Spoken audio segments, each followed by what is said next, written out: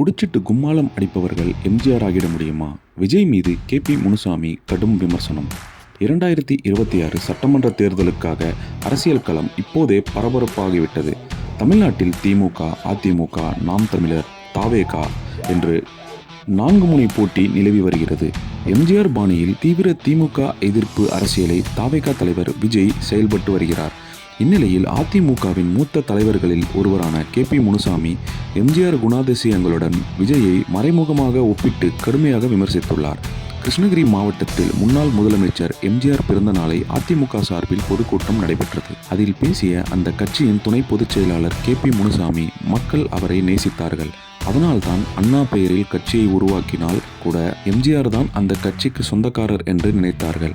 அந்த நடிகர் எங்கே? இப்போதுள்ள நடிகர்கள் எங்கே? இப்போதுள்ள நடிகர்கள் உடனே பாட்டிலை திறந்துவிட்டு சாராயத்தை குடித்துவிட்டு 4 பெண்களுடன் டான்ஸ் ஆடுவான், 100 பேரை அடிப்பது போல் ஷோ காட்டுவான்.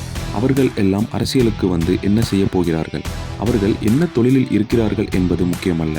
மக்களை நேசிக்கும் தலைவர் அரசியலுக்கு வர வேண்டும். ஏழை மக்களின் உணர்வுகளை, நிலைகளை அறிந்து அவர்களுக்காக போராடும் சிந்தனை உள்ள தலைவன் நாட்டிலேயே கட்சி நடத்தி ஆட்சிக்கு வர வேண்டும். தன்னுடைய சுய முயற்சியால் கலைத்துறையில் பயணித்து அரசியலுக்கு வந்தபோது கூட கலைத்துறையில் பொதுமக்களுக்கு அறிவுரை வழங்கும் கதாபாத்திரத்தில் தான் புரட்சி தலைவர் நடித்துள்ளார். குடித்துவிட்டு கும்மாளம் போடும் கதாபாத்திரத்தில் அவர் நடிக்கவில்லை. குடிப்பவர்களை திருத்தும் கதாபாத்திரத்தில் தான் எம்ஜிஆர் நடித்துள்ளார். படத்திலும் அரசியலிலும் தாய் உள்ளத்துடன் இருந்தவர். தற்போதுள்ள எந்த நடிகனாவது அவர் சம்பாதித்த பணத்தை மக்களுக்கு கொடுத்துள்ளார்களா? தான் சம்பாதித்த பணம் அனைத்தையும் அவர் மக்களுக்கே கொடுத்துள்ளார்.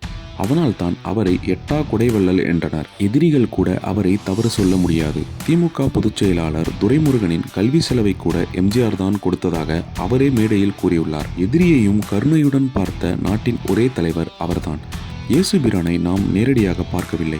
அவரின் கருத்திற்கு கருவாக இருந்தவர் எம்ஜிஆர். அந்த சிந்தனையுடைய தலைவர் எம்ஜிஆர் அதிமுகவை உருவாக்கி அதே தாய் உள்ளத்தோடு ஒவ்வொரு தொண்டரையும் வளர்த்தெடுத்தார்.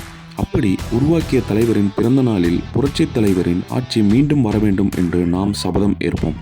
மக்களை நேசிக்கும் தாய் உள்ளத்துடன் இருக்கும் ஆட்சி வர வேண்டும். மக்களை பாதுகாத்து அவர்களின் தேவைகளை பூர்த்தி செய்யும் ஆட்சி வர வேண்டும் என்றார்.